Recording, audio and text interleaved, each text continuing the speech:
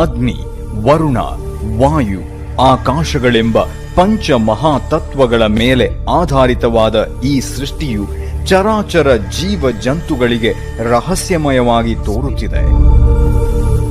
ಈ ಸೃಷ್ಟಿಯಲ್ಲಿ ಮನುಷ್ಯ ಜನ್ಮವೇ ಪುಣ್ಯವೆನ್ನುವ ನಮಗೆ ಕಷ್ಟಗಳು ಪಾಪಗಳಂತೆ ಕಾಡುತ್ತವೆ.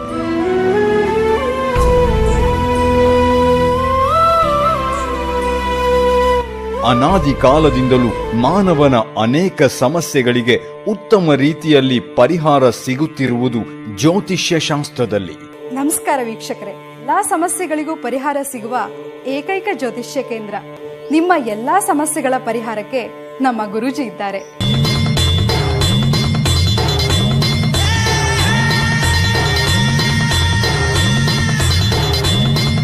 ವಿದ್ಯೆ, ಉದ್ಯೋಗ, ವ್ಯಾಪಾರ, ವ್ಯವಹಾರ, ಆಸ್ತಿ ವಿಚಾರ, ಕೋರ್ಟ್ ಕೇಸ್, ಹಣಕಾಸು ಅಷ್ಟೇ ಅಲ್ಲ, ಮಾಟ ಮಂತ್ರ, ದುಷ್ಟಶಕ್ತಿ, ವಾಮಾಚಾರ ಇನ್ನಿತರ ಹಲವಾರು ಕಠಿಣ ಸಮಸ್ಯೆಗಳಿದ್ರೂ ಕೇವಲ 11 ದಿನಗಳಲ್ಲಿ ಶಾಶ್ವತ ಪರಿಹಾರ ಮಾಡಿಕೊಡ್ತಾರೆ ನಮ್ಮ ಗುರೂಜಿ. ಜೀವನ ಹೇಗಿತ್ತು ಅಂದರೆ ಏನೇ ಮಾಡೋಕ್ಕೆ ಹೋದ್ರೂ ಲಾಸ್.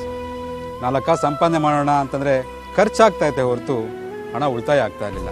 ಏನೋ ಸ್ವಲ್ಪ ಹಣ ಸಂಪಾದನೆ ಮಾಡಿ ಒಂದು ಮನೆ ಕಟ್ಸೋಣ ಅಥವಾ ಬೇರೆ ಏನೋ ಮಾಡೋಣ ಅಂದ್ಕೊಂಡ್ರೆ ಆಗ್ತಾನೆ ಇರಲಿಲ್ಲ.